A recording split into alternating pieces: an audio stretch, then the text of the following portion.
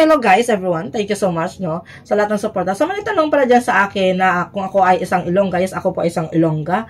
At saka, nagtanong din sa YT channel ni Idol Juliet. Wala po akong idea kasi nag-try din ako research. Parang iba, parang nakasama lang niya si Idol Mercy yung sa channel ni Idol Mercy. Pero, sa Facebook ni Idol Juliet, ayan, Juliet Sunot po. Ang sunot niya, SONOT, hindi SUNOT. So, yun ang panoorin nyo po na Juliet Sunot. So, wala yata ang YouTube si Idol Juliet. Wala. Kasi syempre, diba, alam naman natin na nakafocus yun talaga sa kanyang karera, diba?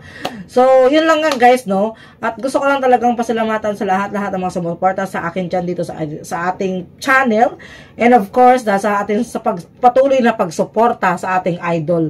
And gusto ko lang talagang ibigyan ng more puri si Idol Ken din, di ba? Si Idol Ken kasi nakita ko sa isang video na may nagpa-shoutout sa kanya. Alam mo talagang alive talagang pagka-shoutout niya, no? At yun talaga ang dapat, no? Even though you're sikat na, pero yung paa mo ay nanatili pa rin nakaapak sa lupa. Napaka-good job talaga sa kanila. Kaya marami pa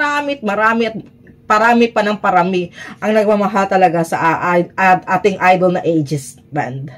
So patuloy at abangan natin kung sino ba talaga ang kanyang special guest at ano ang magiging kanta na bagong kanta na kakantahin nila na kinumpos ng kanilang kaibigan na ito ay para kay Idol Mercy.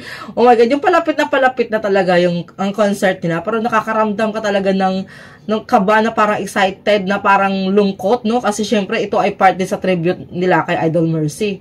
Dahil ito ay isa sa mga pangarap talaga ni Idol Mercy na na magkaroon ulit sila ng concert.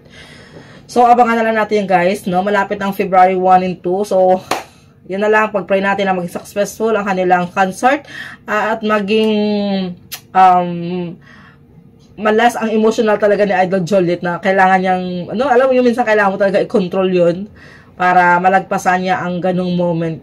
Pero naniwala naman talaga tayo sa kakayahan ni Idol Juliet na malagpasan at makakamove on din tayo. Hindi naman kasi basta-basta talaga makamove on guys, kasi ilang buwan pa lang, isang buwan mahigit pa lang naman. So yun lang, patuloy lang natin suportahan ng Aegis na lang, walang iwanan. Alam niyo yan. Bye!